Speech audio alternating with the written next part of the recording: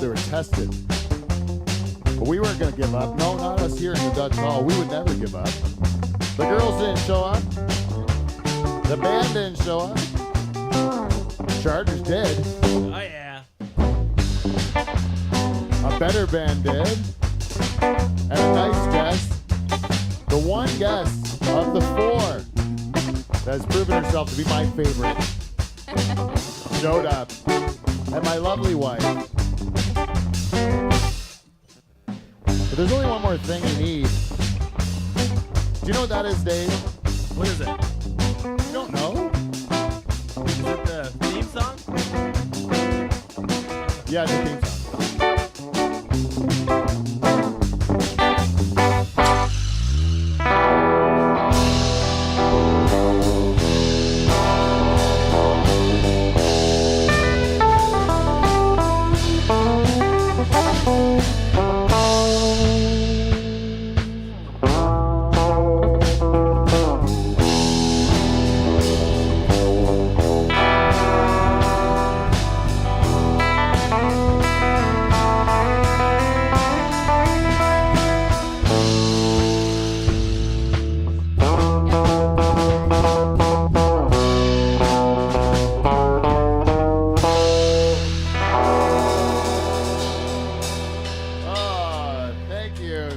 Thank you. All the thunderous applause at home is what you can hear. Welcome, everybody, live from the Dutch Hall. We are Canada's only late-night talk show. And we are the greatest podcast ever to come out of a pool shed in Pine Grove, Ontario. And we are that way because we have the greatest band in Canadian late-night history, the Nocturnal Emissions. Yeah, baby. This week, they're comprised of the man that writes the music for the show, this week's savior of the original Fab Four of the Nocturnal Emissions. This is a long title, Dave. He's back again. He's our co-host. Dave Charters is here. And beside him, he's long from travels all over the world, spreading joy with his music. He's filling in on lead guitar. Braden DeCuman is here, folks. Oh, yeah. And on percussions tonight. And you know what? On most of our, I don't know, how can I say this about people? I would say he's in our hearts. He's on percussions and in our hearts. Kev Belanger is here. And the only woman to represent all women tonight for the Wheel of Dirtbags. Lacey Victoria is here from Dunville, Ontario. Oh, yeah. Great name. And beside her is really a woman that she's going to make it hard for me to complete the show. She's a real distraction because of her beauty. Dr. Jane Van Dyke is here. Thank you. And now, introducing the host of Live from the Dutch Hall, two-time President Award winner. No, let's do two-time. Oh, sorry. Yeah. Important. Two-time President Award winner, Peter Van Dyke.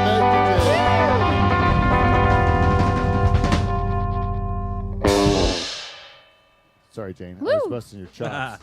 I was just busting your Well, chops. see, I don't know how to pause like you know how to pause. It's all in the timing there. Yeah. It's like here's the host of the show, two-time. Two-time. You gotta have fun with two-time. Two-time is the thing. And then once everybody else stops playing with two-time, then you know. Pete. Happy Van Dyke. And then even after Pete, pause because the people are excited after Pete, right? Once you say Pete, they're like people are still like going, "Oh my God." It they is know him. What's coming. It is him. You know, and then they go, Van, and they go, I'm still right. And then once you hit Dyke, they're like, I was right all the time as Pete Van Dyke. And then people just explode. And the roof tears off the place. Is that what it's like when you go on the road, Braden? No. No, it's not like that at all. No. You can't ever recreate it bigger, like where you play for a Legion somewhere and there's like, you're not sure if people are going to remember that they saw the show because they're in the past the point where their brain is able to retain memories, you know? Right. Every time is the first And time. and you're questioning, like, why am I doing this? Is this what I'm doing with my artistic talent? Am I hit on that? Sort of, but the alternative is hard labor, so Oh it's yeah, like, well worth it. yeah, well worth it. Now, would you do that, Dave? Would you go to if you knew you're done at your Master of Industries job, right? And now you get a job where you can work in an old folks' home, and you can play for people who won't remember. Like, so you can work on new stuff all the time. Like, you could play a new song, and then the guy doesn't like it, and then you just say, "Oh, I got another one for you," and play the same song again, and then he would be like listening to, "I don't like that one either." You know what I mean? Like, it wouldn't matter if he liked it or didn't like it. If he liked it, it'd be great because he'd have a pleasant experience over and over again. But even if it had a bad one, he wouldn't remember it. So then you could still do it to him again. Is that my only option for careers at this point? Yeah. Otherwise, you sit at home. The other option is you sit at home and you do nothing at all. Then yeah, I'd probably take it. Yeah, I would too. Yeah. You would get for the Sounds fun. stories alone, Oh yeah. wouldn't you? Just for the stories. Yeah, you'd probably get some good ones. Like in that Stanhope book you lent me, he did a lot of jobs for the stories, right, Brady? Yeah. Yeah. He'd do like telemarketing and gay. What was with gay telemarketing? Like, Yeah, it was like gay phone sex. Yeah. Right. Yeah.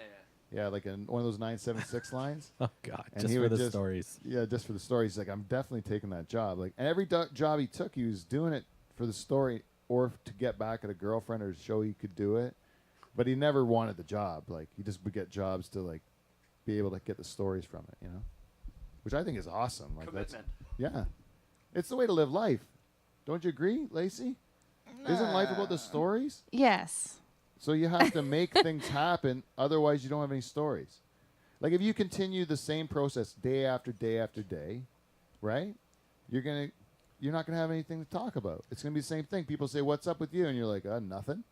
If I did the same thing I do all the time. I wake up, I go to work, come home, go to sleep. Yeah, you got to change it up to get stories. I don't know if I would go right to gay phone sex, but Yeah, that's a leap. What are you Yeah. looking for? A good story or like a mediocre story? I play in the church band. We can't all have that. We can't all have that credit. Play in the different church- stories, eh? Different stories. Well, like for example, we're having a Van Dyke hockey tournament coming up. You are in my family somehow. Oh Church. yeah, yeah. I can't wait. You're in my hotel Super room, too. excited. I might be sleeping with charters, Jane. Same bed. Yeah. Define sleeping. More No, like it won't be. if we make it back there, we'll be falling down This somewhere is in the the room. definition of sleeping. There is charters, me, and my brother, Paul, the former director of. He's currently on assignment in Panama. Yeah, that's right. Yeah. So we should say that he's on He's on assignment in Panama. assignment. And Steve and and Wes is at work, and Steve and Mike are dead to us. Yeah. Who goes to a show on a Thursday? This is the only show I go to on a Thursday. Yeah. You already got a show on Thursday. It's better. Yeah. Yeah. They're in London watching the Sheepdogs. What are you doing? And if they don't get us something good, as far as a promo for the show or something like that, like I asked for. If they don't bring the sheepdogs in here next week, Yeah. then I don't think it was worth it. That's how big you want a gesture? Yeah. Well, you look at whatever. Even if I would do a phone interview. If they got us, that would be able to quench your current anger that you're in. It'll be able to Yeah. like throw. You know what? I'll even take it a step back. If they can get a recording of the sheepdogs doing some sort of promo for Live from the Dutch Hall Yeah, that's what I asked for. and share it, then that would be good enough. They better have that at least, or they're dead to me. Yeah, I think they are. I expected it from the German, but not from Michael, not from my kin. You know what I'm saying? I don't expect it from my blood.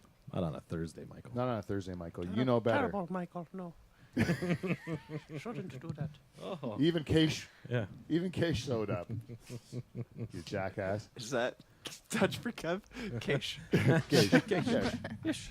Keish. He's Kish from... Cash. It's Keish from Noord-Friesland. Noord-Friesland, yes.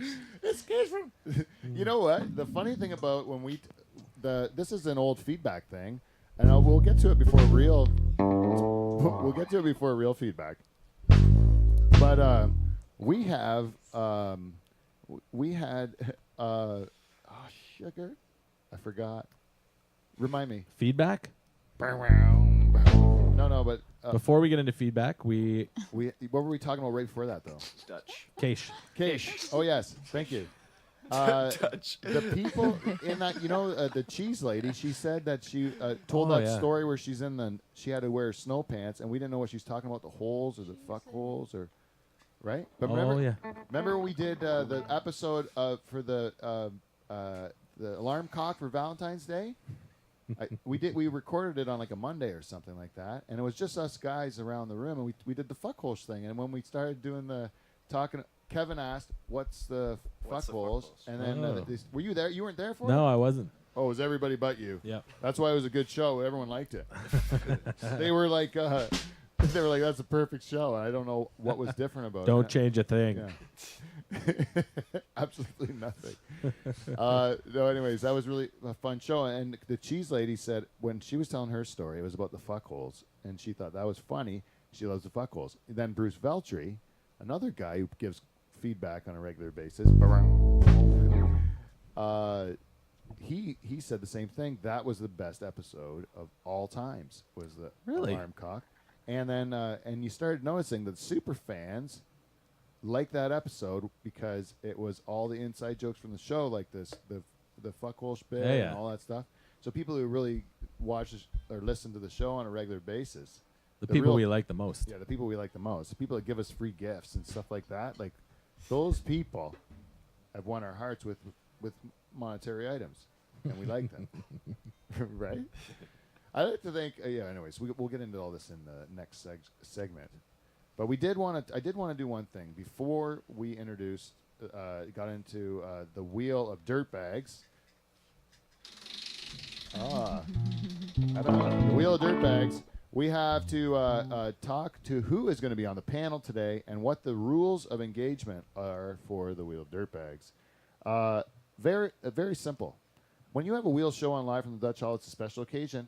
We don't have them very often. The wheel shows are very special to us. I know, it's very exciting. And this is the Wheel of Dirtbags, and we have what we've done this time is we've loaded up the Dutch Hall wheel with faces of 8 different dirtbags that are known to the listeners of Live from the Dutch Hall because they're either in pop culture or at least in the zeitgeist of Live from the Dutch Hall. I would believe of most people that listen to our program. And what we did was these guys were all accused of things publicly and otherwise. And what I thought it would be fun to do was discuss all these guys' crimes, but instead of a bunch of dudes and a sausage party like a normal Thursday night here at the Dutch Hall, where we all go on like we know the answers to the world, the idea was to invite in 4 female comics to come here and give the women's side of it so that we would be out cocked on every angle, because there would be this barrage of women's power that would counteract us at every regard and show us our ignorance and teach us how to be these enlightened men who are going to, be men of the future and good examples to our daughters and that sort of thing, right? And sons. And sons even, yes. So make them Yes. the same sort of thing. Lead by example. Exactly, Jane, exactly. But anyways, those girls didn't show up. And so now I know what it's like. Me too. So fuck that idea. I'm a victim now of the opposite sex really just fucking me over at the last minute. So I got my wife to come in. So now Lacey, the one girl who came through for us, Lacey Victoria, comes all the way from Dunnville, trudging through the snow. She's here. She's representing all women. I said, you can't do that, Lacey. You can't shoulder the burden of all these women, of a whole gender, you know? And I said, you need the help of my wife, Jane Van Dyke. The token partner. So the two of you, Go, Lacey. the two of you are representing all women. Now, on the counter side of the room, because I want you to know that you're in a safe space. You're in a very safe space, okay? We're both in the same corner. Right?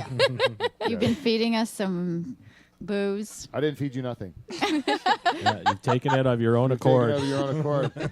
This is on Let's get that straight. Yeah. Do you now? Now I do have consent forms for the show. I really do, but I've never had anyone sign them, and I thought that maybe I should add a few things if I had, especially with you on, Jane, because you're the most likely for me to take advantage of. Let's face it. Because of all the women I've met in my life, you're the only one that's put out.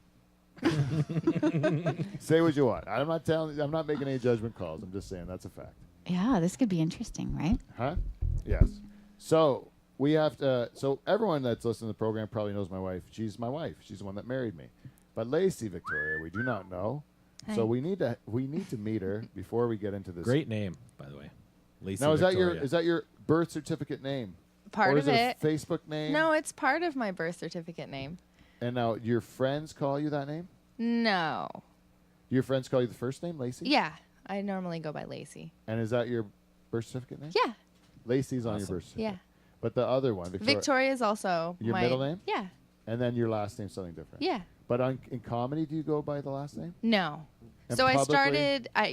publicly I'll go by my last name. I started doing that because I was working for a local newspaper. Mm-hmm. So I would use my last name on the newspaper, and then if people wanted to look me up on Facebook, they couldn't find me because it's not my last name. Oh, yeah. Yeah. Now, but Good plan. So should I bill you as that, or is the other thing? Because I want to texting you all the time. Victoria's fine. Oh yeah. Yeah. Okay, cool.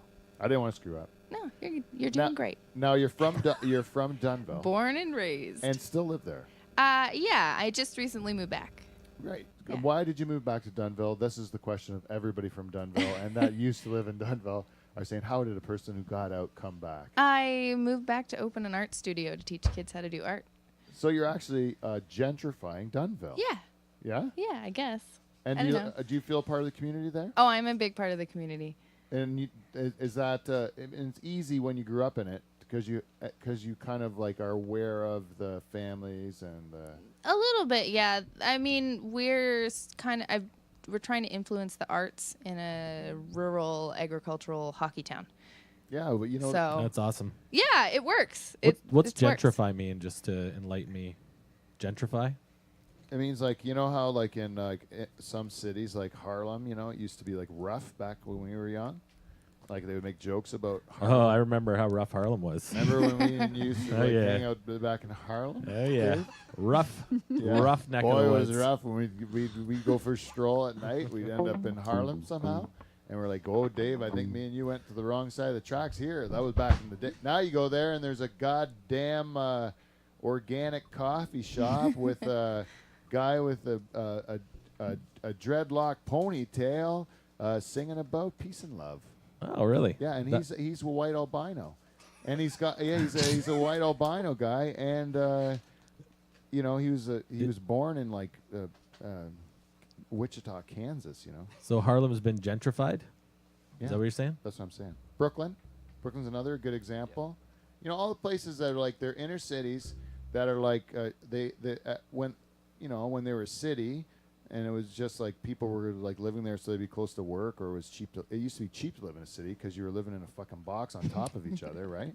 So they made it cheap to live in the city, and so people would go there. Now that everyone's there and it's so expensive, so then it drives the people with no money out because eventually they're like, I can't afford the rent or I can't afford to buy anything here, so they go somewhere else. And then all the like suburban kids who had money to start their life went and bought up places that were still cheap, that was cheap enough for like a kid with wealthy parents to start out with, and then they just fix it up, make it into like fancy restaurants and coffee shops and like live music places. Am I on the right track?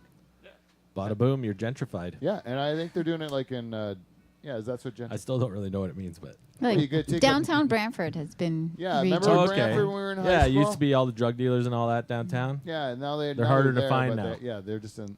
They have to hide gotta in the look for fancy 'em. restrooms bathroom, fancy restaurant's bathroom. Oh, yeah, I get it. Huh? I get it. Now you get it because of Brantford. And that's what Lacey Victoria's doing in Dunnville. I like it. For me, it's just like I grew up there and knew how boring it was to be like an artsy kid. And then I got a job in the city teaching art. And it was like the whole time I was like, I'm so jealous of these children because I never had a chance to have art Oh, classes yeah. like this. So I started doing it in my hometown. I think that's Yeah. great because that's what's missing in a lot of rural communities. You know, Yeah. everybody wants to put their kids into sports and hockey, and Yeah. the other kids just kind of get left behind, right? Picked on in school, and Yeah. So it's Yeah. branched out from like art to improv and comedy and creative writing and whatever the kids want to do. And now I have to get into your personal life as well. Sure. Because this is a lot of what subject matter we're talking about tonight is going to be of personal nature. You know, these Yes. guys did dirty things with their dicks and such, and such. Sometimes fingers. And so I need to ask you: are you in a relationship? Yeah. And how long have you been in a relationship for? Over 2 years? 2 years. Yeah. And you live with this Yeah. person, a fella. Yeah. And so this fella and you live together. Yep. And you lived together. How long were you going out before you started living together? 8 months. Well, we knew each other for like a year before we even started dating. So like 18 months. Oh, okay. So Yeah. and you knew each other, like you would see each other around, and Yeah. you're just getting to know each other Yeah. over that period of time.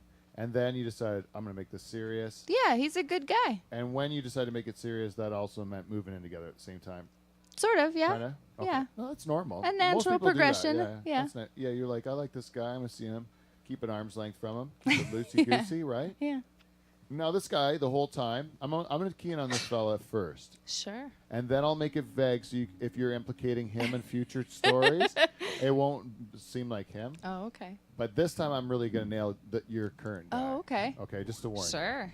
Now, when he was like, courting you, you know, when he's trying to capture your attention, Yeah. right? You know, and I don't know. I'm an old-fashioned man. So you're in Dunnville. I imagine you're No, we weren't. We were in the city. in the big city. The huge city. Not really. What were you in Hamilton? St. Catharines, Hamilton. Okay. Yeah. And you're out at what venue when you first met him? We would actually just walk around the city for like hours and just chat. And chat. Yeah. Okay. And there's no moves. At this point in time. No moves. No. He didn't. He was just getting to know you. He was just. Our you were first hitting date, it he off. ended it with a handshake.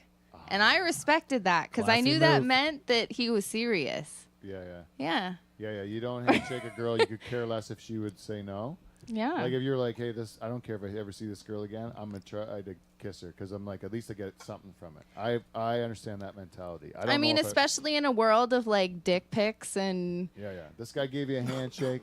Yeah. He didn't want to blow it with you. No. That's what he's saying. Yeah. Yeah. Get to know me. It was cool. Okay.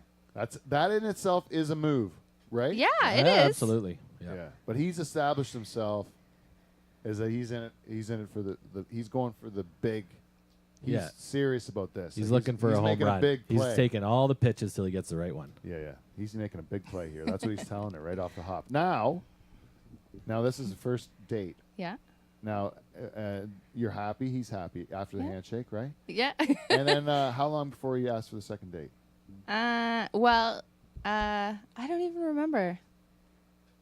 I don't know. He gave me a follow-up text like within a half an hour after the date. And I was also like, cool. It was just like, thank you very much. It was really nice. Hope we hang out soon. And left it at that. And it was again like follow-up but respectful, also being very casual about being like, yo, This I'm guy's interested. class. Oh yeah. Yeah, I'm still he was- thinking of you, just so you know. Yeah. I like yeah. him right now. I like him. I like him.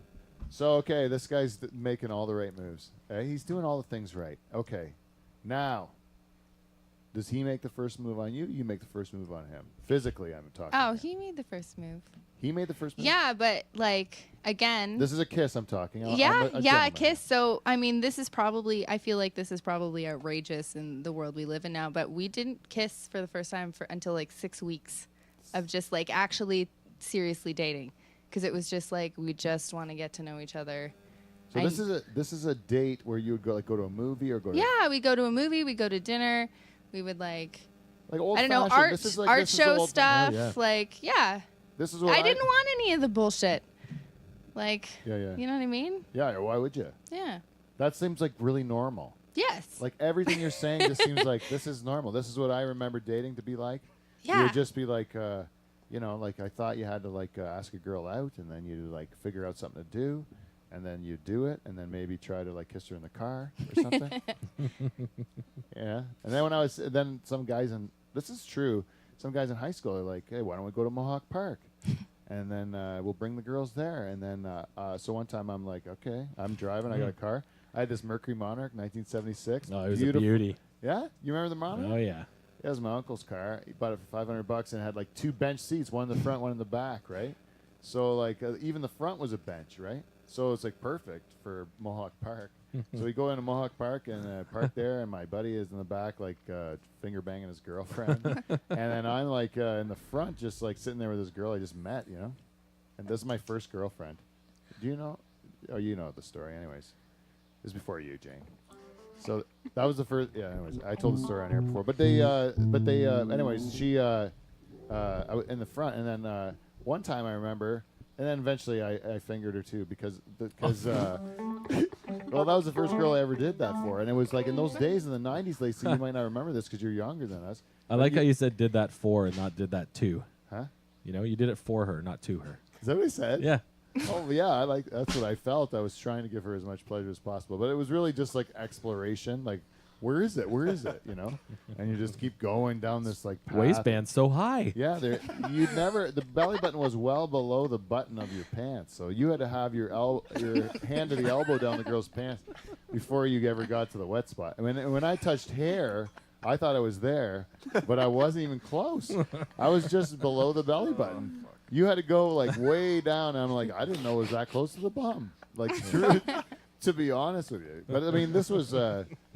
I'm telling you, this like everything, every part of that girl controlled, because I had no idea I was allowed to do any of that. Like it was all like, yes, you can.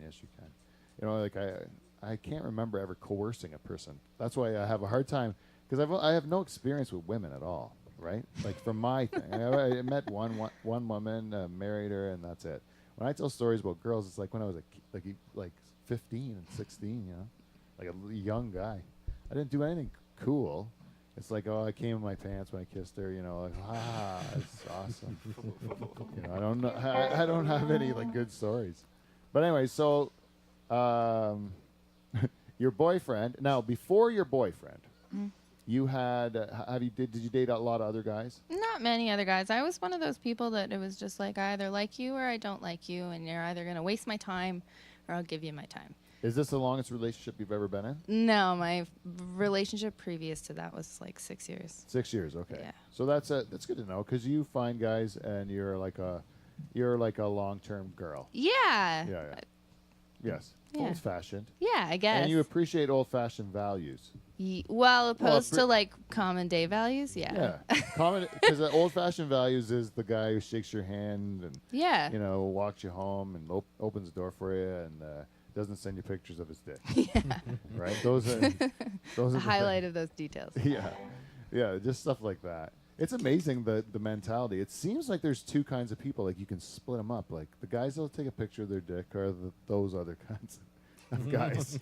You know, where you see like a bunch of these guys like, oh, you take pictures of your dick, and do you want a pair of white sunglasses and white nickelback? You know, yeah. I kind of can figure like they're all the same guy. You know, you put pictures of yourself on Instagram flexing. Yeah. I think I know this guy from Norwich.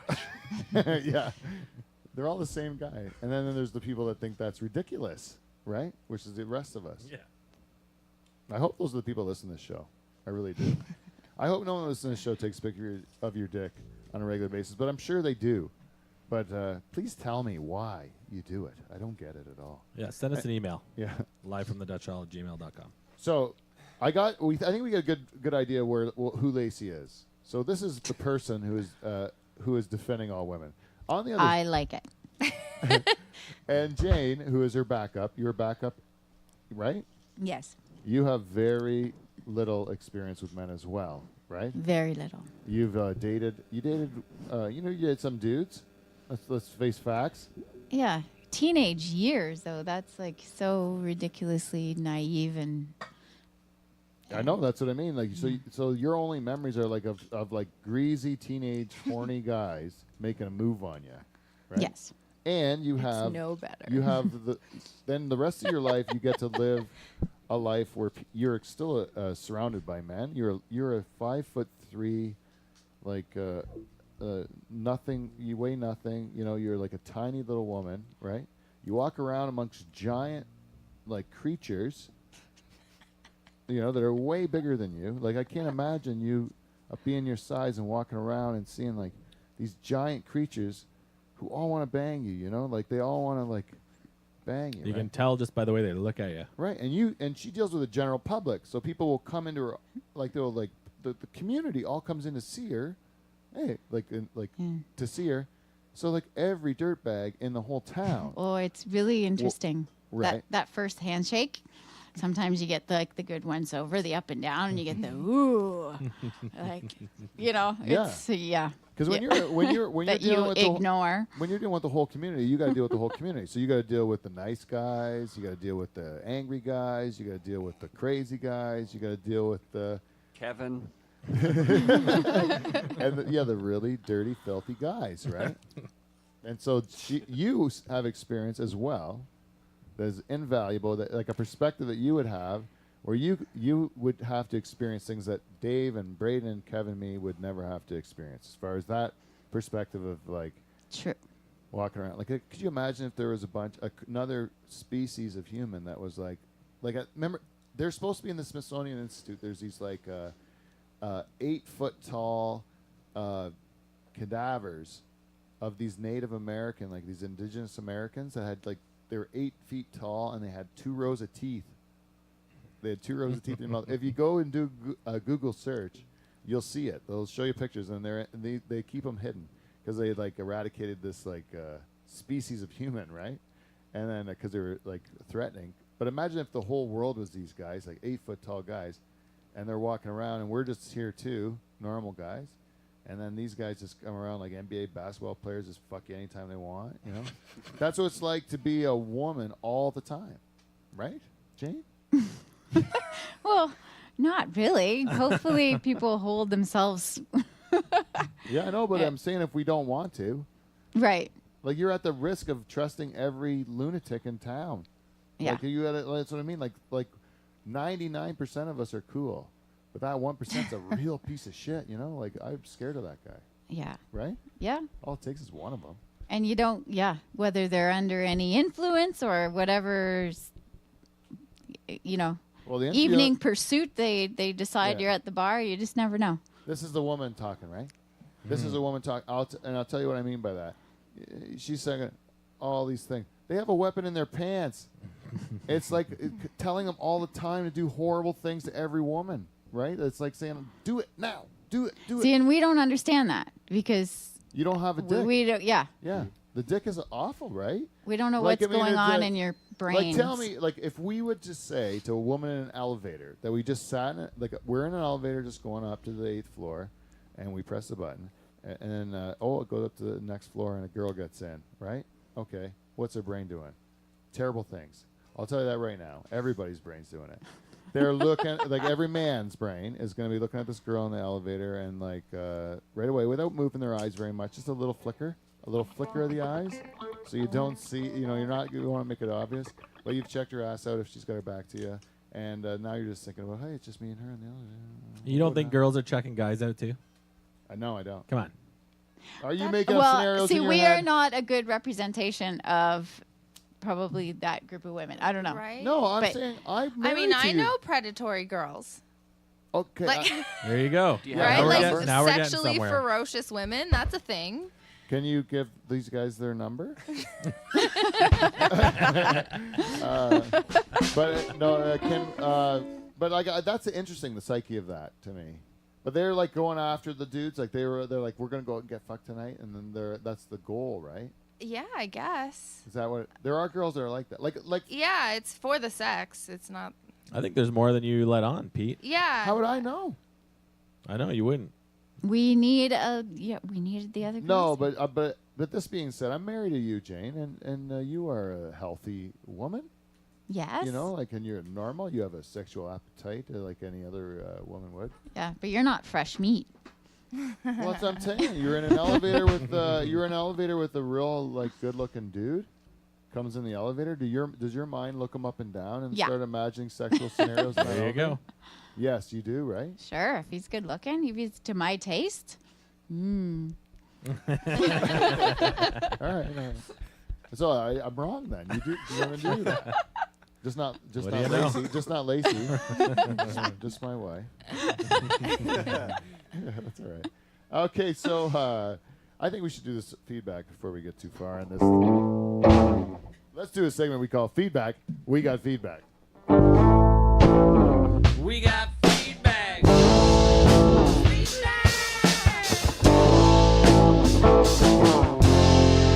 Motherfucking feedback. Yeah, it's motherfucking feedback, people. Spilly beer. Overflow. Welcome to Feedback. We got feedback. This week's feedback is brought to you by our friends at Clean Flow. They're the best. They are the best. Let's just hear it for Clean Flow. That's Clean Flow with a K. KLEENFLO. Clean Flow. Best sponsor ever. Yeah, lubricate up your life. Who doesn't love lubrication? Lube Let's your face life it. with Oh, Clean Flow. good tagline. I like it. That's Lube your right, life. right now, right on the spot. No charge, Clean Flow. And Amazon. Go to livefromthedutchhall.com and look at our website. Maybe listen to a program or two. Maybe buy a T-shirt. We can go to the Dutch Hall link there to our shop. Buy a T-shirt or a lighter. Oh, they're beautiful. Just sold one to our superfan Bailey Adcock. A nice T-shirt. Yep, gotta get it to her yet. I'm gonna bring it to her workplace because that's what we do at Live from the Dutch Hall. We go right to our listeners. We make ourselves part of their life. What series did she get? What series of T-shirt? No. One- Lacey got the last remaining women's large of the original T-shirt series, Oh wow. and the new T-shirt is I think been designed, but I'm not. Do you like that one? Yeah, I think it looks good. Yeah, and we're just ready to get them printed. So there's gonna be new shirts out, which I think are gonna look cool. They're gonna go fast. Yeah, but if you have anybody that's 2XL, if you know any fat guys, we got lots of shirts for them because we bought a shit. I thought we'd have more truck drivers. To be honest with you, Yeah. that's what I thought with the program. So I bought 2XLs because the people that were asking for shirts at the beginning were all big guys, and I thought I'll get big shirts, and then they're all small guys that end up buying them. We need more American listeners. Why? Oh, because they're bigger. 2XL. Because of the corn, eh? Yeah. And the KFC buffet. You know what? I was trying to work out this joke this week on stage where I was like, I don't understand how. I was watching the news and there was this like lady on the news and she was cooking, and she had a cook in, like a chef. You know, she's the news lady, and the news lady's like having the chef on. And she's amazed that the chef's making a sandwich, and it's a vegan sandwich. Who gives a fuck, right? Like there's like the woman's amazed. You know, you're heating up the vegetables before you put it on the bun. You know, like, oh my God, you know, how do you come up with this stuff? And the guy's like, do you have any Worcestershire sauce or whatever to her? And the lady goes, I have no idea. She's never been to a grocery store ever. She's never fed herself ever. She's one of these urban like people, like city dwellers who think that who are like proud of themselves that they can't cook. And they think they're like more evolved that they can't feed their own face. It's the most basic human thing. To keep yourself alive, you shove food in your mouth that you prepare for yourself. Like if you can't cook, you should be considered like I can understand the mouth dragging mouth breathing knuckle draggers that are like walking through, you know, like sheep through the Walmart and all that stuff, and you're like, oh, that guy doesn't know how to cook. You're like, okay, that makes sense. He's like barely functional human being, right? But like these people that are like on the news, they seem like professionals. They're wearing like nice business suits and they're like speaking eloquently on the news, and they can't fucking make a sandwich. It's weird, eh? What a They make different lifestyle. apartments now in the city with no kitchens. That's what they're selling now. What? And they're fucking expensive. And they're expensive, right? Yeah. It's no kitchen at all. Because what's the point? So weird. Isn't it weird not to feed yourself? I remember a buddy who lived in New York would stay at work. Like, he stayed at work past 6. Yeah. Then he would get like a chit for the food court or whatever, you know? Mm-hmm. He would never cook either. No, he never cooked, but yeah, because the only way he could afford to live in the city was to get the meal from work. Yeah. Yeah, so I understand that. I would do the same thing, but I mean But when you did have to eat, I wouldn't eat out. I would eat the cheapest way possible, like a bowl of soup. Ramen noodles. What I do is I'd catch a rat in the city because there's more rats than people in New York. I would catch like a rat a day, and then I'd put it in my freezer, and then when I wanted to make a rat soup, then I would just make a rat soup. Sometimes I'd put a nice cabbage in there. It would be for like special occasions, and that's how I'd live in New York, right? But I'd have a 2-bedroom, motherfucker, because I like to stretch out. And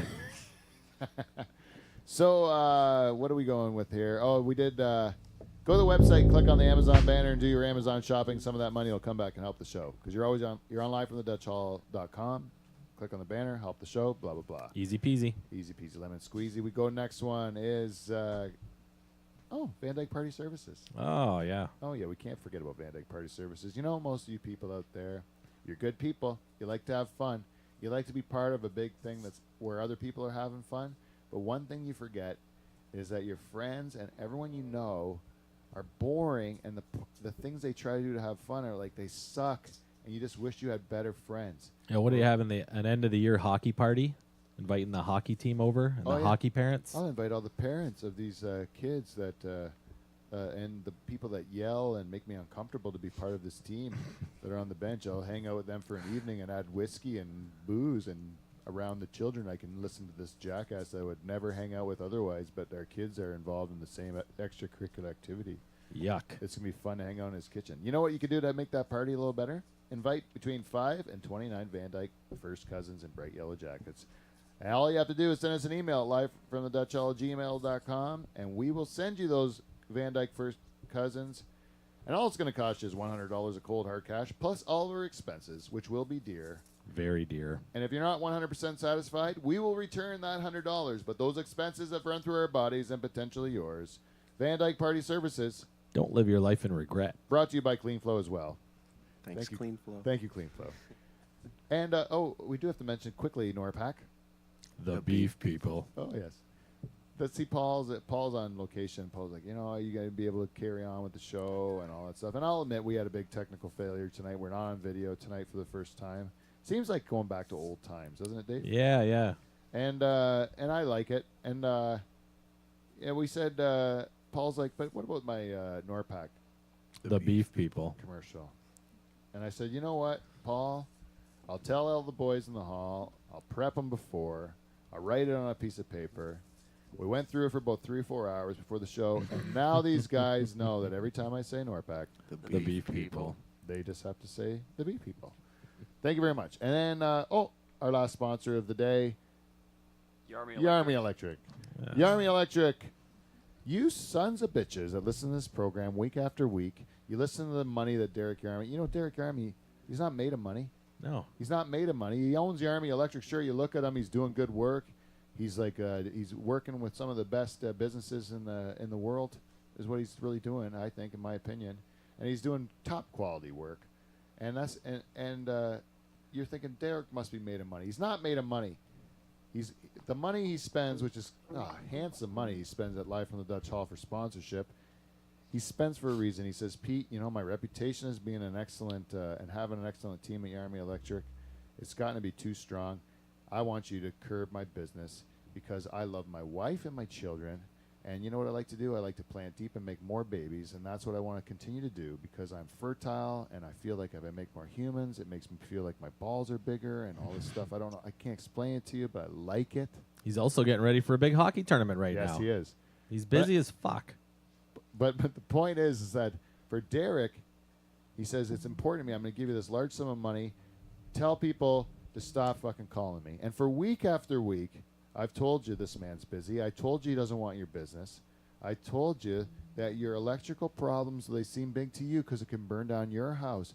They don't matter for shit for Derek, okay? So don't call him. Leave him alone. Let this man carry on with his life. He's busy. Army Electric, if we don't get it right the first time, we'll get it right the second time.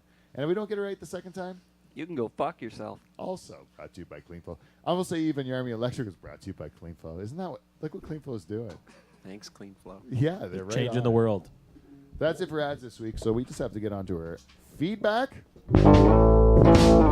One of our good buddies of the show, he's a super fan, multiple-time listener of the week, Bruce Veltri. Yeah, Brucey. What he did was he gave me an email at livefromthedutchhall@gmail.com, and you know, when Bruce sends you Bruce will send you a text sometimes, and sometimes he'll send you something on like Twitter. But when Bruce Veltri sends you an email, you're like, you better read it. You better read it. And not only you read it, you act on it, because this is a super fan. This is a guy that sent us an actual bottle of whiskey, which is what we drink. It's empty. That's a good gift. That's a sign of a good gift. Anyways, Bruce says this. He says, I might, hi, Pete. I might be, oh, sugar. That's not it. Sorry, I fucked that up. Sorry, I really Hey.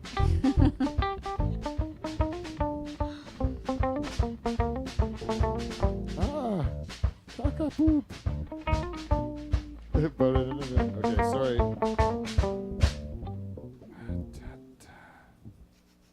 All right. Here we go. All right, I'm so sorry. I feel here he goes. I feel your best piece in the 2018 season is without question Alarm Cock. There ain't no snooze button. Classic. Love your podcast. Loving the video. Don't forget your listeners. When you're fucking around with the camera angle and commenting on your video, you're not speaking to your core listeners. Those YouTubers will tear you apart whether you're great or terrible, so just be yourself. Capture the real Dutch Hall with all its blemishes. Don't change for this new audience, in my honest opinion. Bruce Veltri. Thanks, Bruce. We're You doing know- it. Yeah, and I tell you, Bruce, you know, not only did we go to audio this week, and maybe this was the ghost of Bruce Veltri or the spirit that fucked all our equipment up tonight to make it not work. But we're going back to audio, so this is the show that you wanted. But to be honest with you, you're not the only guy that's given us this feedback.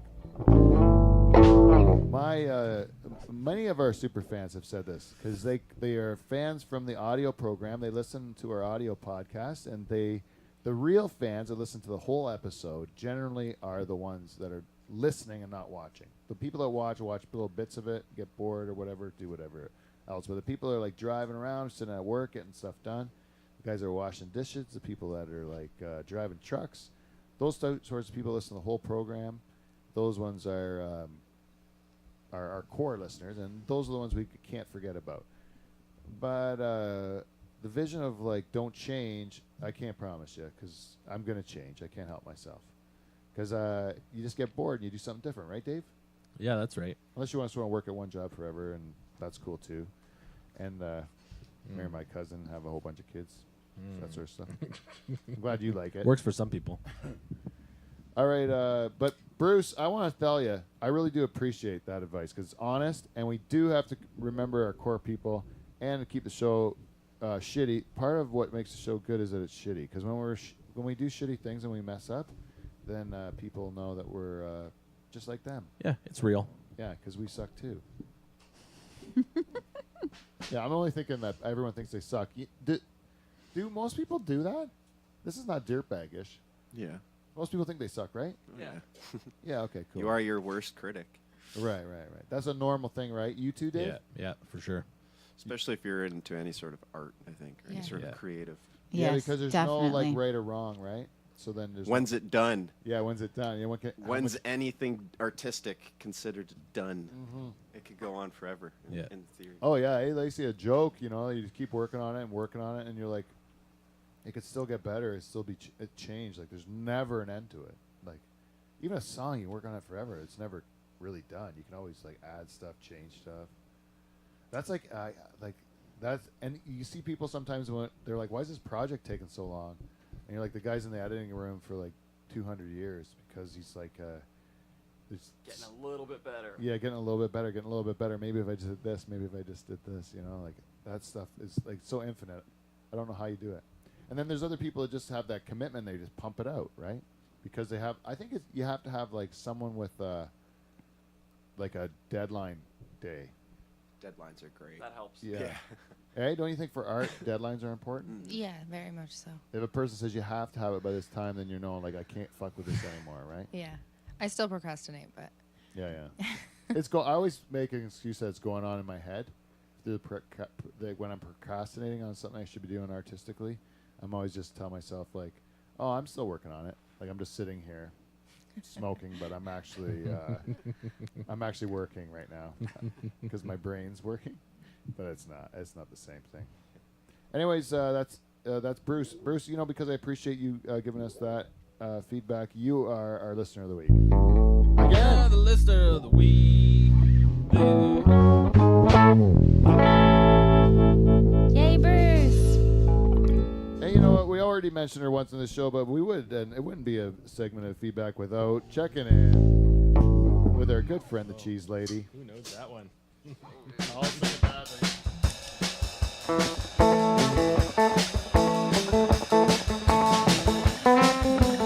Check in on the cheese lady, on the cheese lady, check in on the cheese lady, always having fun. Check in on the cheese lady, on the cheese lady, check in on the cheese lady, always on the run. Always on the run, always having fun. Yeah, I mixed it up. Yeah, you did it backwards. But it just, you know what? You know who doesn't do it backwards is her, the Cheese Lady, Teresa from the Second Mouse in Delhi. She sends us a feedback on like a lot of sources, but mostly what I do is I find it on. Listen, last week.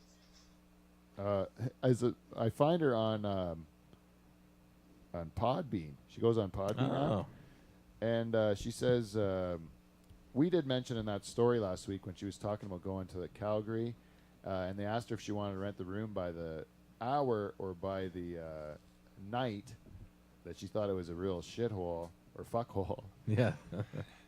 And we suggested maybe she was dressed too provocatively, and that's why they asked her that question. She wrote back to that, LMAO. Laugh my ass off, right? Yes. A snowsuit that made me look like a Michelin man was not provocative attire unless you're into that, LOL. Could have been. And I'm telling you, she said she was in Alberta in the wintertime. All the hookers wear snowsuits. You think just because you're a hooker, you're like not you're impervious to frostbite? That's ridiculous. That's the hooker's uniform in Alberta, is a snowsuit with one of those flaps in the bum, like a long john. 2 buttons. Yeah, yeah. Velcro. Is that good or Yeah. bad? Like, what do you guys think? If like I have to ask you girls this question, if you had to like quit your current job and become a hooker in Alberta, and your uniform was a snowsuit with a flap in the bum. I was going to say, I would be an indoor hooker. No.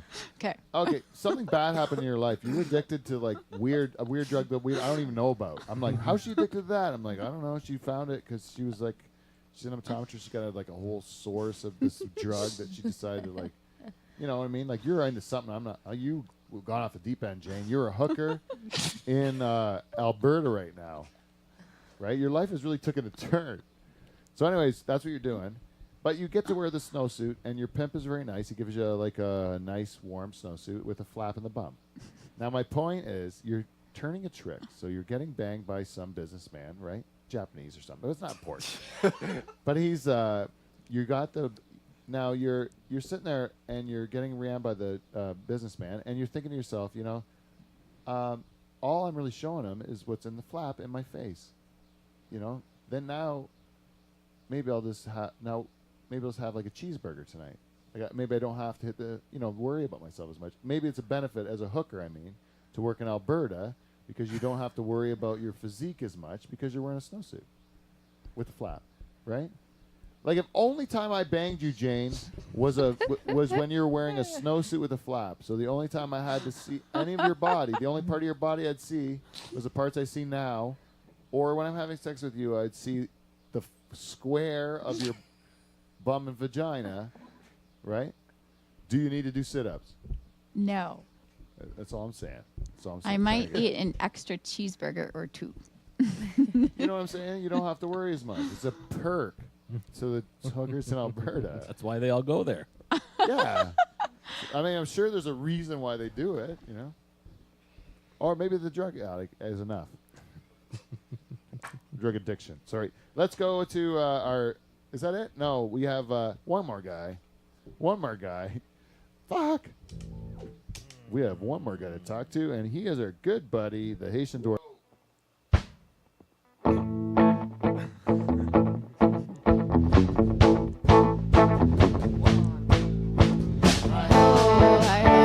It's off to work you go. Please don't cry, now say goodbye. Yeah, when I had to do the high hose, then I have to also do the other hard, part. eh? It's hard. Yeah, you have to sing the high hose. Ah. Anyway, sorry about that, Haitian Dwarf.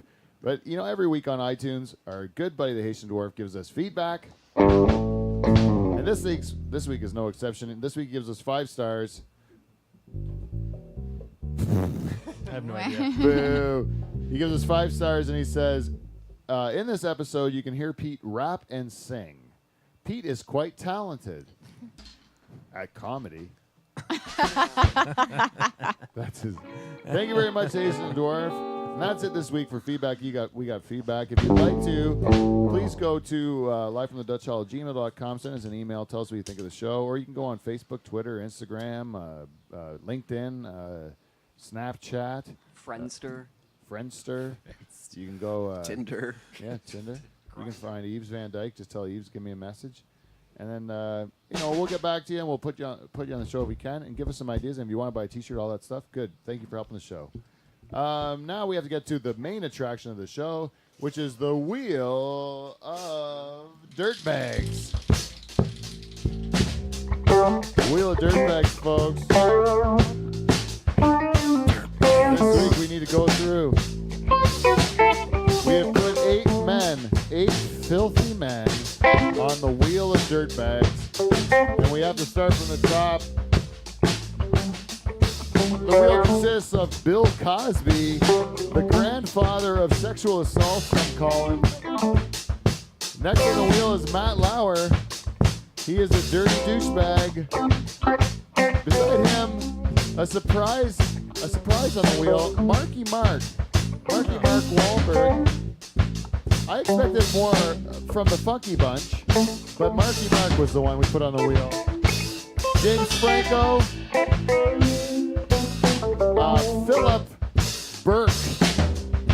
He's the former president of the... What, Dave? I don't even know. Film? Hollywood something or other.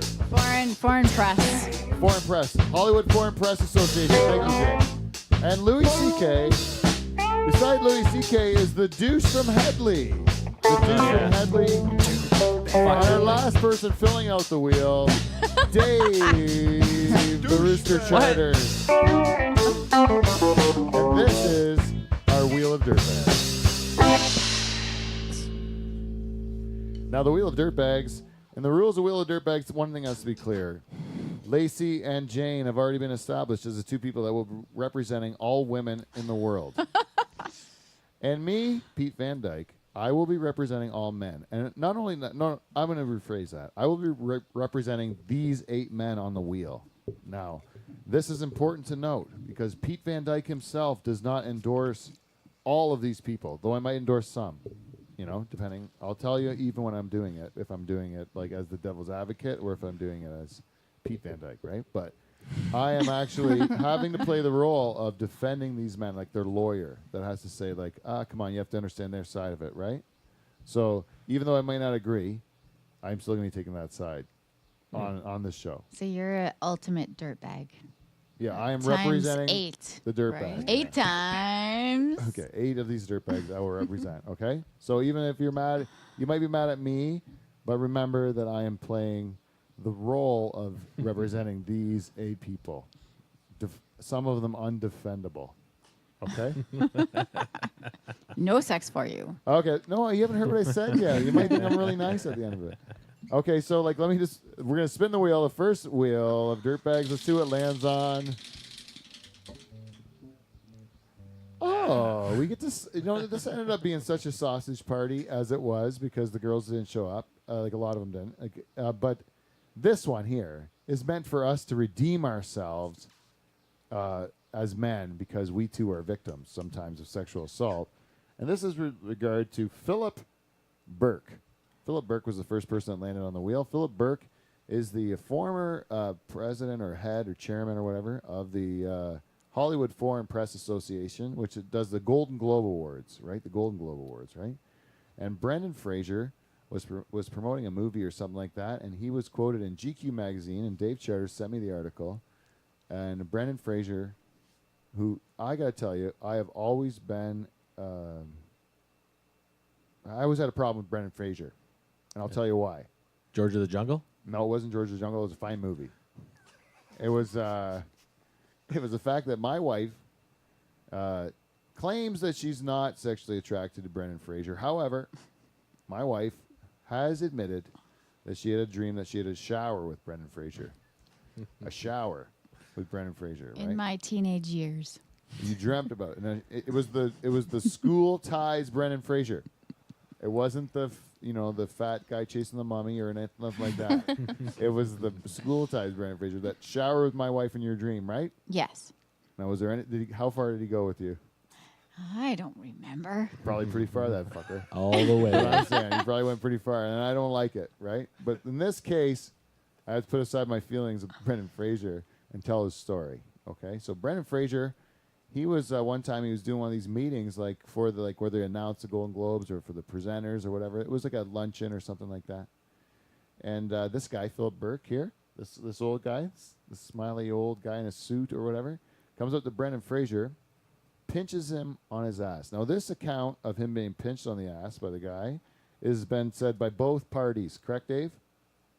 Not only did Brendan Fraser say it in the GQ article, but also this Philip Burke said it in another article, I think. Yeah, Philip Burke had his like own some sort of memoirs. memoir or something where he recounted that pinch of Brendan Fraser's ass. Brendan Fraser's recollection was quite different. Yes, Brendan. No, but the pinch part was in both stories. Is what I'm saying. The pinch was in both stories. The Was pinch it? on the ass. But Brendan Fraser went on to say he not only pinched his ass, but he moved on to rub his taint in a circular fashion. That's really specific. Right? In public? They're at a luncheon in a hotel, right? Afterwards, everyone's sitting around, like people are chatting or whatever. This guy comes with Brendan Fraser, pinches him on the ass, gives him a little tickle on the taint, right? Brendan Fraser's like, you know, How do you not move when he Right? moves to the taint? Well, I think if you stand beside you and if he just gives you a quick pinch and then moves right to the taint, you're like, You're in shock mode. You're like, yeah, what? that's what it is. That deer in the headlight thing. That's what people say too, and especially if you're a victim of abuse when you're young, and then you get it again when you're old, your response is to freeze because you're helpless as a victim, right? Because as a child or whatever, they would just the only defense mechanism is to like freeze or whatever, you know. So that thing carries on as a victim. So even a big dude like Brendan Fraser could kill this guy, right? Like Brendan Fraser's a big dude. He's like a stunt man. He's a real man. Like he showers with my wife and stuff. This guy's like a real dude, right? And then this other guy's just like an old, gross man, you know? Like he's just old and gross. Like Brendan Fraser could have destroyed him. He's not helpless in this situation, but this is a man of power that affects his career and all the rest of it. So you can't really just be like, you for Yeah, that it's not- moment, you have to like weigh that into your response. You can't just say like, hey, fuck you, buddy. Like, get your hand out of my taint. He says, Which is what I would think I would do, right? That's what came to my mind. But Yeah. Brendan Fraser says he was overcome with panic and fear in that moment. Overcome with panic and fear. Panic and fear. And he was wondering a little bit why his dick was bigger than it was before he did it.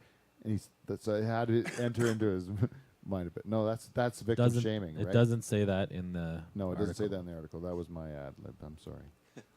All right, Brendan Fraser covered. Brendan Fraser. No, I'm saying that it happens to men too.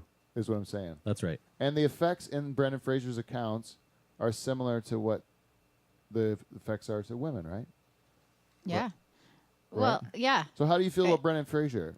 Like, do you feel like he said, this is kind of my Me Too moment. Yeah. So you, on behalf of all women, have to say, does he have the right to say that qualifies? Or does he not have the right because he's a dude? No, he definitely has a right to say that he qualifies. I mean, perception is reality, right? So that's how he felt in the moment. And you can't help how you react to a certain situation. And then you don't know whether they exaggerate it all to cover the Me Too, or is it the person that's doing it that's bothering you or not?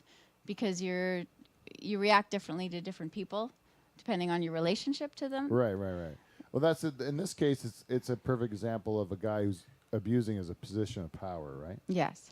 And if I had to defend this guy, which I do, I have to defend Philip Burke now. I would say that, I'm an old man, and Brendan Fraser's a hunky piece of ass to me. And when I was watching the way he's standing, he looked like he was like sore from all stunt man work. That he's had to do with those action movies. So you rub his taint? I thought it would loosen him up a bit. I thought also, I thought all actors were gay, and I just thought that he was too, and I just misread the situation. Sorry about rubbing your taint, but some guys like it. Right? He's gonna lose that case. He's going I to would lose that say. case. If you're the lawyer, Yeah. All right, we'll have to spin the wheel then because this guy's lost. You are not allowed to just rub people's taints. Philip Burke. Me Too Right? wins. Me Too wins.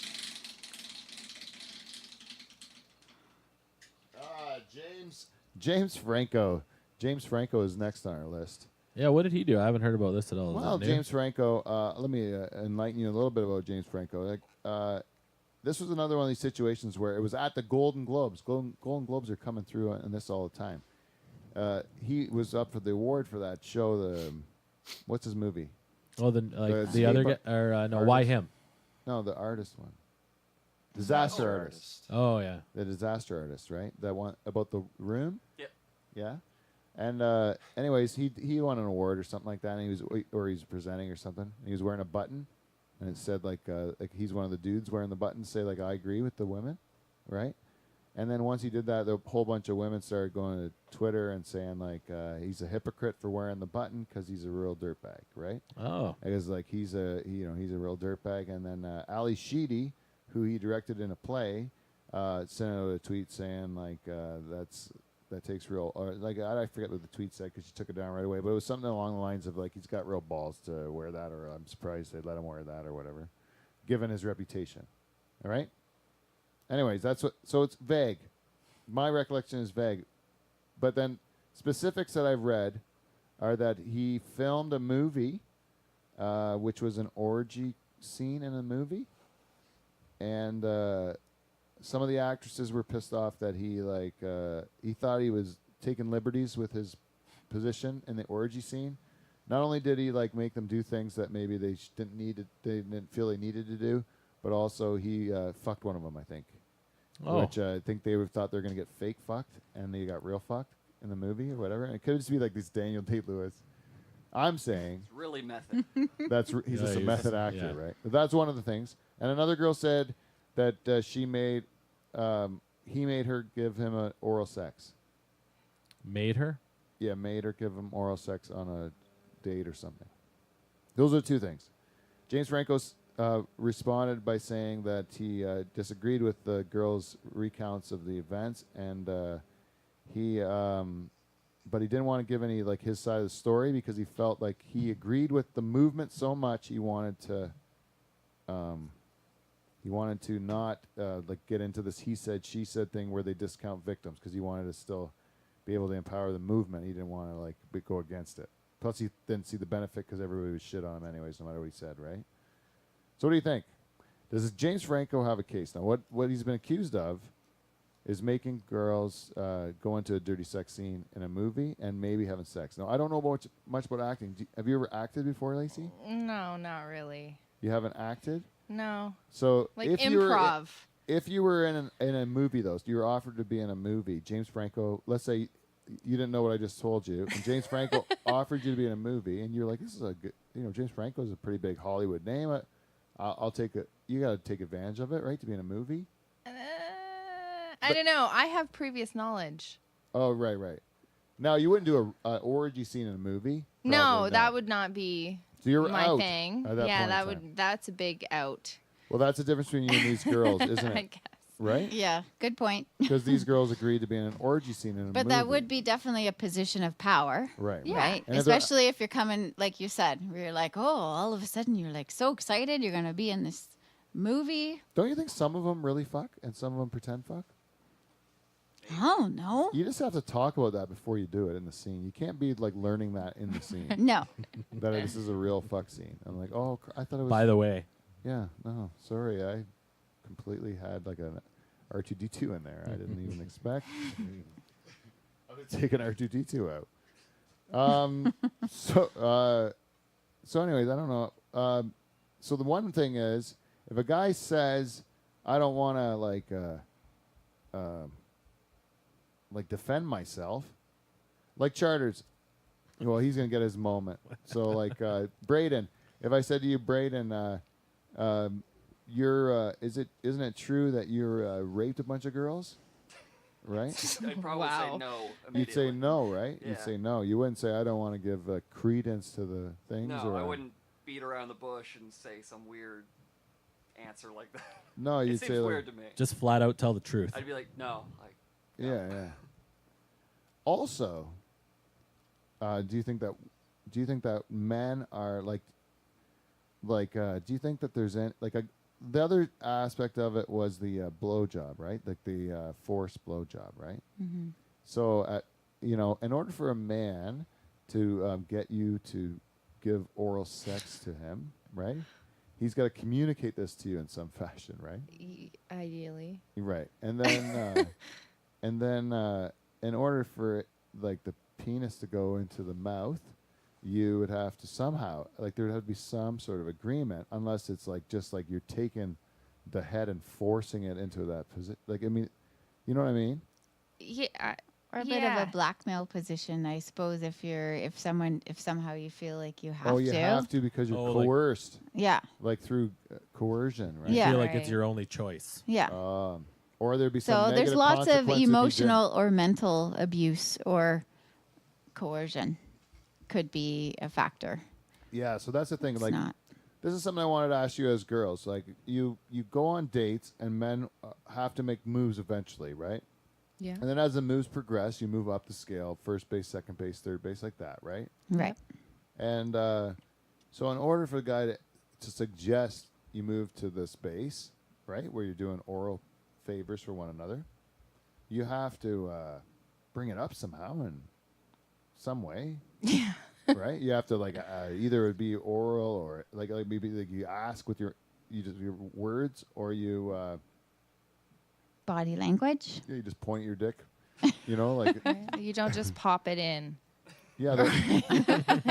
So what's the You have to be Turn on the my head same to talk level, to you, I and it's, suppose. like, right somehow there. yeah. what's the appropriate level of consent for a blowjob?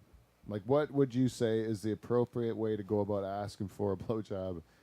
Where it's clear to both parties. How would you if the girl instigates it, if she starts undoing your pants, then you have There you go. you're off the hook, right? Yeah. Yeah. Right, you're off the hook because then Yeah. it's not your idea, it's hers. If anything, you're the victim here, right? That's a Taking Back Sunday song, right? Is that But if it's his idea, right? He brings it up. You get the picture, right? However he does it, you get the picture. That's what he wants. Now, I guess if he whips his own dick out, that's where it has to break down, right? Well, really, or yeah, Or that's there's always a gray area. It's never black and white, right? So how undressed are you both? Yeah, but these guys And- are all getting crucified in the press and stuff like that. They're all losing their careers and all this Yeah. stuff over a girl saying And then the like, thing is, so who knows what the situation is, but someone's in a position of power and someone isn't. And it could be a multitude of, the scenario could be so varied. how is being but- famous a position of power though? Like, maybe she was wanting to work for one of his projects or something like that. Who knows? Yeah, right? Like, and that's where it all breaks down. But and how can a that's- guy who's got power get laid? Just don't fuck people you work with, right? Is that what you're saying? Well, that could be one solution, right? It's like, What if you love them? Or does their super turn? well, then all that conflict goes away, I would imagine, right? If it's respect, if it's mutual, maybe respect is the right word. I don't know. But you don't have to sign a form though, do you? No, we don't have to sign a form. No. But it's gonna get to that, I think, eventually, where you're at least gonna have some app on your phone. You're like, if any, can you just swipe this so I don't have to worry about? Like a prenup. Yeah, prenup for every sexual act you do. Let's see who's next. Louis C.K. Lacey, you're a comic. You go do stand-up comedy, correct? Yeah. You go up on stage, you tell Yeah. jokes, right? You Yeah. hang around with comics, Yep. and they're not the most normal group of people that you've No, ever met. they're great weird people. Very weird people. So when you hear of a story like Louis C.K., who's accused of masturbating in front of other people, and you think of your comedy connections, people in comedy you've met, what percentage of those people would you be surprised that they whip their dick out in front of you? Well, I guess that's the context. Because, like, I know quite a few of them that I would not be surprised if I, was standing here in conversation. I turned to the left, looked away, I turned back, and, like, they're goading me, Like, Yeah. but the difference between that and, like, me turning and then coming back to them, like, jerking off in my general direction, Yeah. right? Yeah. Have you ever seen a guy jerk off that you didn't want to see jerk off? No, I've never had to experience that. Jane, you? No. You haven't in your life? All right. I didn't know how often that happened. That's what I was hoping, because apparently, I don't know, maybe if girls who live in the city have to watch, like, homeless guys jerk off more or something. Doesn't it happen on the subway, like in New York, a lot? Possibly. That's kind what, of a yeah, thing. like that sort of thing. That's what I'm See? thinking of. Because, like, certain people don't seem as surprised about this as others, but you hear, like, Louis C.K. and then Harvey Weinstein jerked off in a plant or something like that. And all these people, like, watch me shower and watch me jerk off. And, yeah, like, there's a whole bunch of these Me Too things where you hear guys who want to watch, they just want to jerk off in front of people. And you're like, that sounds like that should be diagnosed and treated, Yeah, I sound don't understand. I don't understand the benefit of it. And especially when a girl's just looking in, like, disgust and horror at you. And that's, like, the thing that... Maybe they like getting shamed. That's Yeah. the thing, like, you fucking fat piece of shit. It's hard to really, like, I know the girl in that situation. No, so so explain if Louis C.K. was to come in the Dutch Hall right now and just start jerking off for us, and you have to watch it, like he just walks in, you're watching him, you're like, oh my goodness. And then, like, you're a victim then, right? At that point in time? Yes. Right? Yes. That's what the girls are complaining about, right? He didn't touch them, right? He said he got their permission, but they felt like they had to say yes Right. because they were. And that's the thing that's what it's all about. So they might have been like, okay. Or Or they thought it was a joke, and then they. and then realized it's not a after joke. they're like, what just happened? Yeah. Yeah. What just? Yeah, that's it. But just because a guy's like real pervy and like weird, like it's not. I'm not saying it's right, but it's like it's the worst thing in the world. Yes. That's Yeah? pretty uncomfortable. It is. Like, I've never done it. I'm not saying I No. did it. I'm just understanding. Like, it's like. Like what would happen if they left? So Yeah. you're jerking off in here live from the Dutch Hall. I like when Jay makes up the scenario. And you've got, a guest who's so excited to be here. Podcast, it's going to propel their career. Yeah, it does. We launch people. And you do something completely unacceptable sexually in front of them. And they're an hour from civilization, any which way they want to drive. You're giving great ideas. No, I'm just kidding. I'm just kidding. So then what do? Like that's their choices. Do they leave because then they have the power? Are they like, there's so many decisions going on in their head. Do they stay and still go through with it and then deal with the mental anguish they have after? Or maybe they don't give a shit. And they're like, yeah. Yeah. It's easy to second guess what you do in that situation, but unless you're actually in it, you don't really know, right? Yeah. Like, And it depends on you, exactly what you do. It depends on their brain. It's like, if Charter started jerking off right now, I'd tell you, I would be, for a moment there, I'd be stunned. Because I wouldn't actually have seen it coming. Like I wouldn't expect it from you, Dave. And it's a compliment. I'm glad. I start taking bets on how long he's going to go for. Yeah. Well, it would take longer than you think at his age, Braden. He really puts in a good haul now, eh, Dave? Oh, who pops up? what do Oh, you Davey know? Charters. Just we're Great. just talking about him, and he pops up on the wheel. Dave Charters. Time to pay the piper. Time to finally come out and face the music for what you've done to women over the years. Aren't we over time here? I think we are very much over time. We didn't even start till we were over time. But we have to get to this, Charters, because, here at Life from the Tall, we do support the women's movement. Of course we do. And we want to make sure each and every one of us is clean as a whistle. Clean as a whistle. But Dave Charters, I'm going to tell you for the people at home, he's a staunch Catholic. He's a family man. He's a good person in the community. Plays in the church choir is what he does. No word of a lie. And he's coaches a hockey team. What else do you do? Any other good stuff? Father of 4. I said that already. Oh, Well, you know who you made those kids? By having dirty sex with my cousin, my first cousin. And she's not only, she's one of my closest friends and one of my favorite people. And what you did was you put your dirty business in my cousin, and this is unforgivable.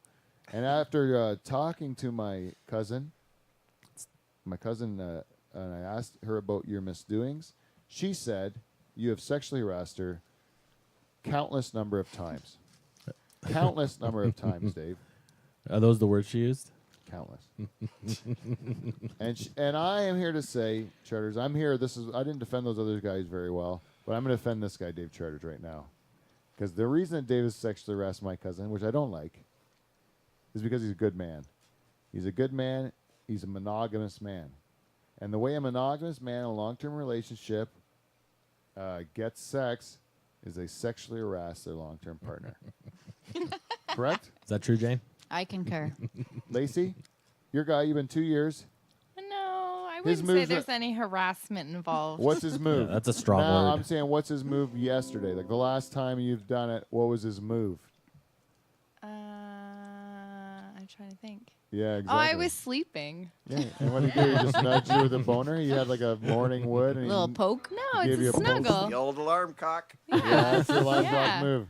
That's what I'm talking Great. about. That's harassment. Because if you were just lying in bed trying to take a nap, and all of a sudden some dude crawls into bed and just starts like Well, spooning some you. dude. Well, I'm telling you, that's what he's doing. Well, but You didn't have no Tim. Some consent. dude. You're sleeping. Some guy tries to bang you when you're asleep. That's harassment in every what if situation. she tries to give you a hand job while you're sleeping? That's the Hand dream. jobs are gross. Well, to start, Hand jobs are something you do when you're 14. right? No, yeah, but no, not to start. But let's go. No, I'm just kidding. I'm very specific on what I want in the morning. No hand job. So, oh shit! I was thinking of something else she could use to like masturbate it. Like I was thinking, what A can be grapefruit. wet? A grapefruit, yeah. There's a grapefruit with a hole in it in the morning. Oh, acid. Yeah, I like the sting, man. That's what I get. That's what gets Burn makes me going. know it's real. Yeah. So the what are we talking about? The She's turning it back on you. charters, yes. Yeah, but I'm saying Or if charters. if A she real does that to stand-up me, if a guy. woman does that to me against my will, and she starts giving me a hand job, Not any woman, your wife. no, what I'm saying it has to be like if some woman does that to me and I didn't agree to it, but I'm just trying to take a nap and all of a sudden I start getting jerked off, I would wait till she finished and say, hey, I didn't ask for that. You know, 'cause I'm a good husband. I give her time. Maybe she, you know, maybe she just wanted to practice. So you never, you know, how to help her out. That'd be it. It's not the same thing because we'd like it, right? But is that why? My cousin. How about my cousin? His wife's just washing the dishes. She turns around when he's washing the dishes. He's standing behind her with his pants at his ankles and it's just his dick out. And then she knows, okay, I got work to do. Right? That's sexual harassment if someone else does that, right? Yeah. Yeah. If We use Franco did that, or Right? Yeah, I know, but you understand how it's confusing to men, how like you can get laid with someone some way, and then other women you can't get laid. Yeah, that your way. life partner. Yeah. Yeah, this Yeah. is a stranger between your life partner. yeah, Right. it's the relationship the you have difference. with the person. So Right. sometimes there's gray areas, but yeah, long term. It's Or gray area of the lifetime. taint. It's gray area of the taint. That's what I keep thinking about. All right, Charles. I think you're off the hook. Oh, the douche from Headley. Ah. Now, this is a fresh story. This is a world trends story. The guy from Headley, the lead band, and for those of you that are listening outside the country, you won't know this band because they're not that good. And but there's a band, they're big in Canada. They're from Cape Breton Island. And one time, Charles and I almost got in a fight over him saying to a group of people that, I knew it back then already. yeah. Charter said "fuck Headley," and we almost had to fight for our lives.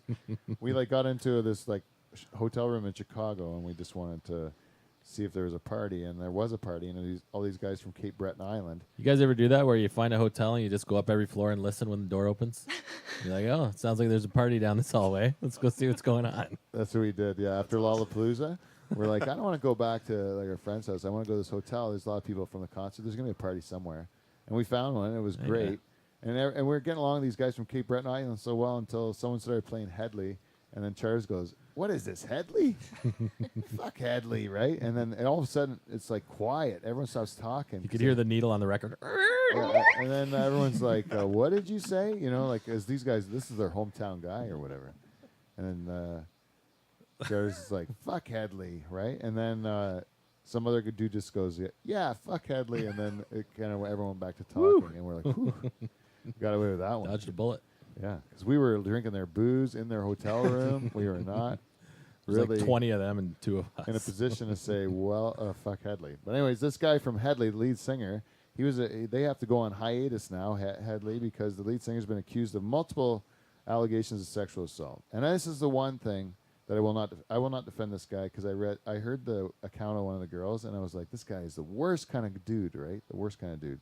Basically, it's like a total rock star thing. Like you guys, like he lines up chicks. He like gets them to agree to come to the room. He's got like them scheduled in for sexual things. Yeah, Thursday night. Go on. And then, and then comedy doesn't get this. Comedy doesn't get this. Only musicians get this. And then, but when the girl comes in, and this girl even said when she agreed to go to the hotel room, she knew there would be sex, right? So that's what she said. She knew there would be sex. She's not naive, which to me blows my mind. That's That some people do those do that. things. Yeah. I heard another comedian tell a story about this girl went to see Wu-Tang Clan, and then she just said, she said to this comedian, like, I'm going to go in and blow Wu-Tang Clan. Did you hear that story? Yeah, I think so. I think it's the same one. And then the girl, then she comes out of the bus after blowing Wu-Tang Clan, and then she's like, kind of like stunned for a while, and then she just starts crying. She's like, they were so mean. And then they're like, the guy's like, should we take you somewhere and help you, you know? And then it was Segura, right? Tom Segura. And then she's like, no, that's what I wanted to do. You know, they were just so mean. You know, she's just crying. And can you think of like all those people, like old dirty bastards, and everyone like, oh my god, like, why did you agree to do that? Like that just blows my mind. Like that's what you want to do for fun. Okay, no wonder that. Like, but anyways, this guy was awful to this woman, right? He basically forced anal sex on her, and she couldn't walk for a week, and she went for a medical exam. She went and reported the assault right away, everything like that, right? She did everything she's supposed to do, right? And then this guy, so I kind of, like, this guy sounds like a real dirtbag. And then he admits to it. He said he wasn't involved in any unconsensual stuff. But he's one of these guys like that John Gameshi, right? And I know other guys like this. They think girls like it rough, or they like it a certain way, or they're all a certain way, and that's not the truth, right? No, definitely no. We don't like it rough. Well, if you know, No. some do. Like, Right. do. But we don't all. Yeah. yeah, like I don't know because I don't date a lot of women, but if the guys are dating a lot of women, and you go out and you meet one woman, and she's all of a sudden like, I really like this. Like I really enjoy this sort of stuff. I want to be choked. I Then wanna be stick slapped. to those women. Yeah, I know. But like a lot of times, just by the nature of the person you are, you find other people that are like who you are, and you can run into the pattern where there's so many of these people that are like you are that you think everyone's like you are. Yeah. And you don't know until it's too late. Yeah, well, when you slap a girl without asking her or something like that, or choke her when you don't ask her, that's big time stuff. Do you think the pornography's doing this to people, that they want to do like rougher stuff, or like they're more like this? Everything's got to be like hardcore or something, like, or you think it's just like a bad egg kind of thing, or people not understanding their market, or being entitled douches? Like, what would cause a guy like this Headley guy to think he could take those liberties with that woman? He met a freak like the first time he had sex. That's my theory. Yeah, I think that's what it is with that John Gameshi too, right? Yeah. He just met a freak the first time, and Or it you worked. can go down a hole with pornography, right? And you just get deeper and deeper into something that you might like. Not that I would know. Yeah, but you would, know. you find some kink, or you just have Yeah. to keep doing it because everything keeps like. And the same thing would be with sexual exploits. If you're Yeah. like that kind of person, you just keep turning it up a notch, right? Yeah. Keep trying. It's an to, addiction. Yeah. Yeah, right. yeah. Like it's Exactly. like you don't Yeah. get the same high from it that you used to, so you Yeah. just keep adding more things to it, like a donkey or something like that, right? Yeah. You'd imagine.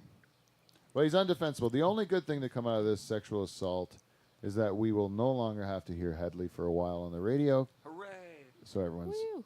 thank you. Douchebag. And who do we got left here?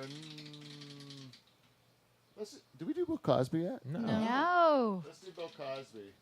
Bill Cosby is like everyone knows what he did, right? Yes. He gives you Jello pudding, and it's got Pops. and a drink. You gotta be careful what you drink, right? You got to be very careful. And then he will. Hypnotize you with that eye. Yeah, he'll take his one wall eye and he'll like mesmerize you with this one that doesn't move. His eyes are weird now, man. It's a great picture. But anyways, my point about Bill Cosby, he's old as fuck. And he's old. And when people, in the olden days, men were terrible to women. Agreed? Yes. Yes. Different era. Yes. Different era. It was like ridiculous how terrible they were, right? Yes. And then even the way that, so in order for people to treat women like that, they have to think of them differently, right?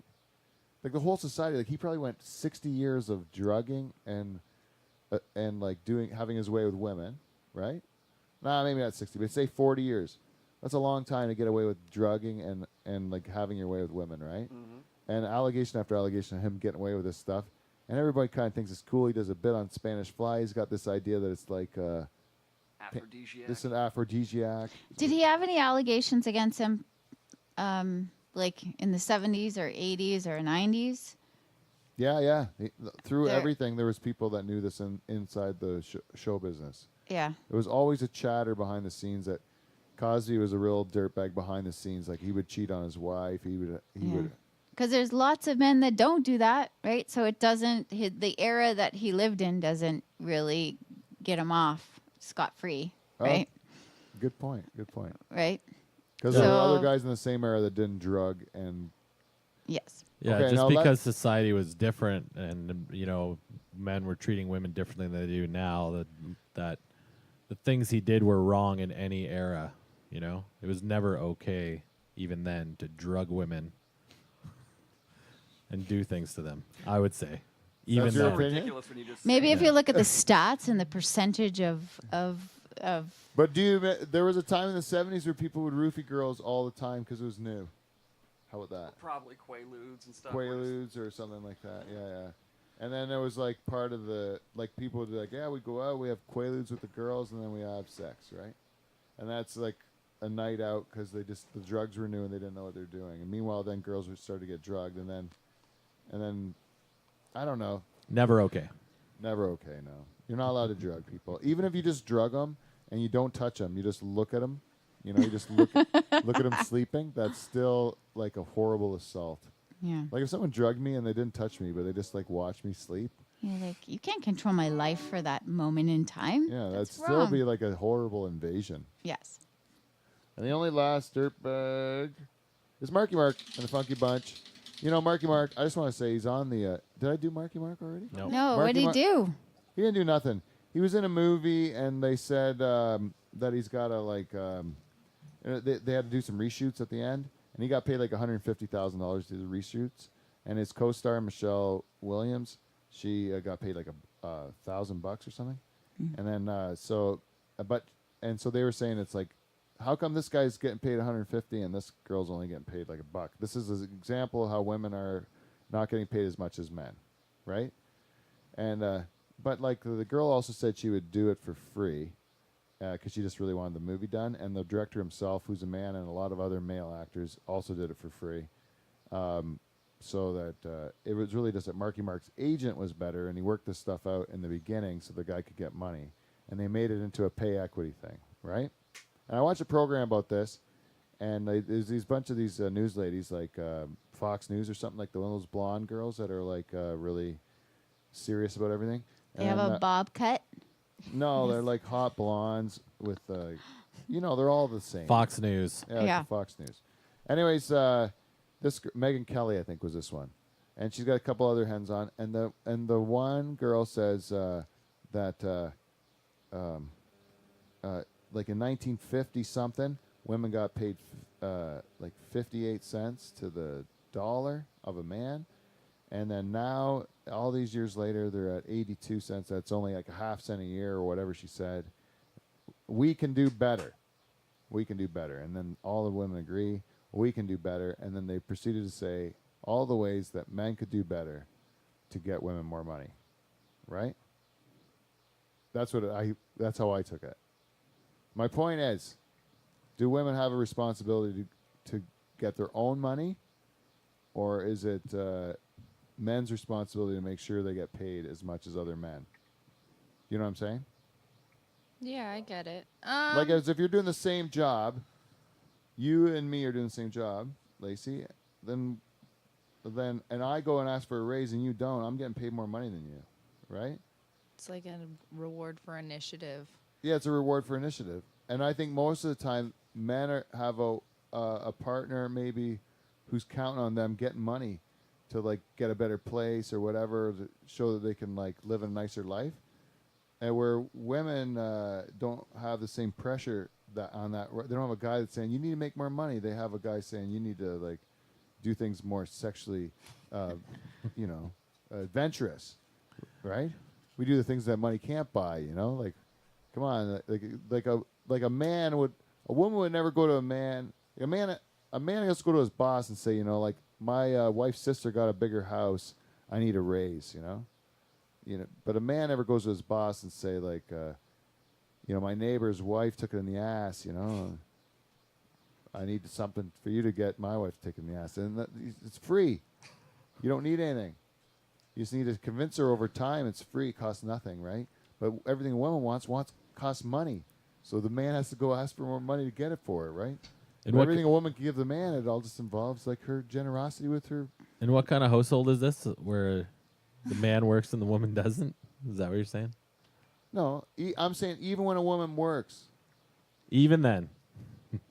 Even when a woman goes out of the home to work. What are you trying to say, that I'm saying women don't work? Are you trying to get... That's what it sounds like to me. I'm not saying women don't work. I never once said it. I'm saying that when women are at work, they don't have the same motivations to get that money because there's not a man at home.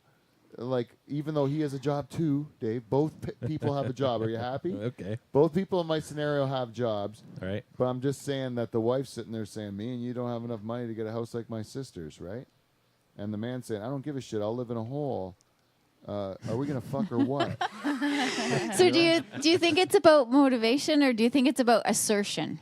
are men more assertive Yeah. than women think to Yeah. push forward and get raises, or do women sit there and go, look, boss, look at me, look at how hard I'm working, like recognize me, and then men are like, give me a freaking raise. Yeah, or I'm I agree. out, right? I think that's a great point. I think women are going like, this fucking dude should recognize that I'm Yeah. awesome. Yeah. Yeah. And he should just recognize it, and I should get paid more than people that are less good than me. And all the bosses are lazy and they're cheap because they have budgets and they have they Yeah. don't want to give you money unless they have to. Yeah. So unless you're So unless- aggressive and yeah. making them do it because they're pussies and they are going to give in most likely, they're not going to give you more money. So a man's more likely to go and like cause that problem, cause yeah. that conflict and like conflict, yeah. resolution. yeah. Yeah. Where a woman's more likely to say that this person should do the right thing and And then get recognize me. pissed off and Yeah. bitch and complain and get catty and like Yeah, right. cause like the Yeah, that's more just the nature of stereotyping the genders. yes, there you go. Well said. Stereotypes. Anyways, guys, I'm so I want to thank everyone for coming in today. For the people that trudged through the snow, thank you very much. I want to tell all the dirtbags out there, just be nice to girls. It's easy. You just treat them nice, and you just like the song said at the beginning, right? That's You right. treat them nice, and then they'll bang you, and then you just keep being nice to them, and they'll keep doing it for the rest of your life. You get it all the time, right? Simple. It's perfect. Just stop being like gross. Yeah, don't be like these guys on the wheel. And Except, don't except take me. your dick one thing to do, this is a rule of thumb. Don't take your dick out of your pants and show it to anyone. Right? No dick pics. Let them pull it out. Yeah, that's a good rule. Yeah. That's right. Let them undo undo your pants is this key. We're cool, right? Yeah. The girl undoes your pants. So can you say, hey, if you undo my pants, then that's the key. Yeah. Someone's gonna take that and run. But if I'm in a position of power, is what I'm saying, and I say to you, Eh. if you undo Yeah, my pants at any exactly. time, is that implied that you have to then? Well, it implied, and then who knows what happens in the brain of the person who feels they might have to do it. Oh, I'm so glad I don't have to get laid by strangers. It's so hard. I would screw it up all the time. I'd be in jail right now. If I would make a wrong. I don't know how to make a move on a girl. Jesus Christ, Dave. We are complicated. Yeah, I know. Anyway, sorry. Thank you very much for listening, everybody. And follow us on Facebook and all that shit. And other than that, hopefully we get our stuff worked out so you can watch us live on YouTube next week. 10 o'clock Thursday. Until next week, we will see you NT. See you next Thursday.